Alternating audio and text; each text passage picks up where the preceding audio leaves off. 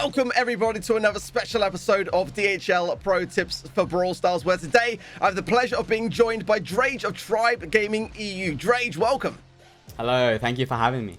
And it's our pleasure to have you here, Drage. Give us an insight as to what you do in the lead up to a big match. Whether it's the Snapdragon Pro Series Finals, World Finals, MSI, monthly finals, I always have like a similar strategy in terms of I try and work on my drafts. I feel like drafts are a very, very important element of the game now. So I normally get a friend or two, work on them, and just create as many outcomes as possible to make sure I've covered all bases. As you know, there's many brawlers in the game, so there's definitely a lot of combinations that work and not. So I definitely need to spend a lot of time on those. And then obviously just making sure my practices go well. Again, going back to the VOD reviewing, watching them back is also a very big part of my preparation. Making sure we tweak anything that needs to be tweaked or fix any mistakes that are very, very common. And those normally really work out well. And then on game day, obviously, we get a bit of a warm-up going. Always like to stay warm. And then normally for me as well, like I don't normally eat during games. And I just use playing the game as my hunger because I just feel more relaxed and at ease when I'm playing my match.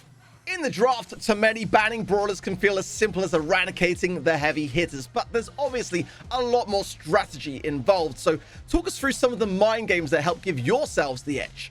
For me, bans are very, very important, and I think they're the most important element of drafting because if you have first pick or second pick, it makes a big difference on what type of drafting you're going to do, what you're going to ban, and what you want to pick. So for example, if you have first pick, you want to normally ban out what type of comp you want to play. So normally when I first pick, I have a comp planned out, and then I ban all the counters to that comp, and it allows me to have a big advantage because the comp I chose is something I'm very comfortable with. So if I ban out the counters and I play that comp, I would have a very high chance of winning.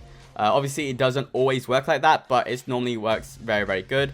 Also with first pick, you can just ban out annoying brawlers as there's less risk to being vulnerable to any type of comp.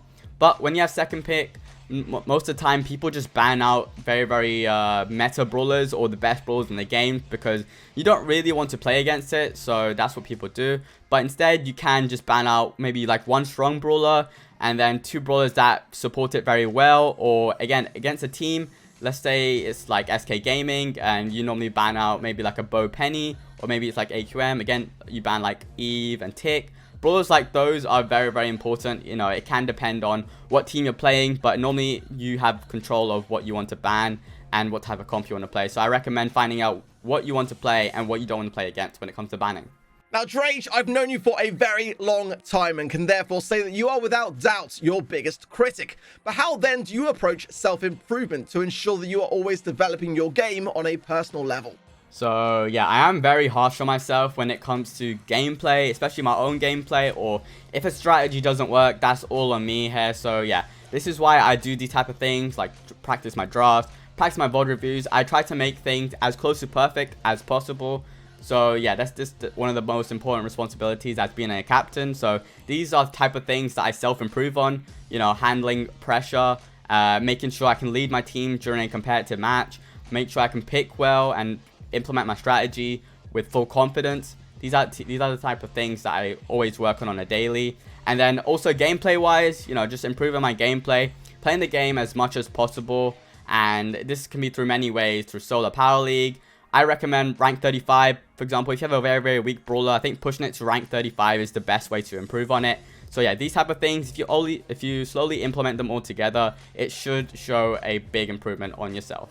Sadly, Drage, that is all the time we have here for today, but I want to thank you very much for your time and for your valuable expertise. And to all those watching at home, we thank you very much and we'll see you in the next one. Peace.